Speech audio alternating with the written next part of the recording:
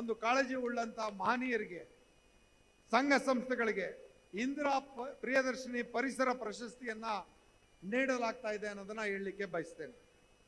ಯುವಕರಿಗೆ ಪರಿಸರದ ಬಗ್ಗೆ ರೀಲ್ಸ್ ಮಾಡಿ, ಇವತ್ತಿನ ಆಧುನಿಕ ತಂತ್ರಜ್ಞಾನವನ್ನು ಉಪಯೋಗಿಸಿ ರೀಲ್ಸ್ ಮಾಡಿ ಬಹುಮಾನ ಗೆಲ್ಲಿ ಎಂಬ ಕಾರ್ಯಕ್ರಮ ಆಯೋಜಿಸಿದ್ದು, ಪರಿಸರ ಸಂರಕ್ಷಣೆ ಬಗ್ಗೆ ಹೇಳುವ ಉತ್ತಮ ರೀಲ್ಸ್ಗೆ ಬಹುಮಾನವನ್ನ ನೀಡಲಾಗ್ತದೆ ಅನ್ನೋದನ್ನ ಹೇಳಲಿಕ್ಕೆ ಬಯಸ್ತೇನೆ.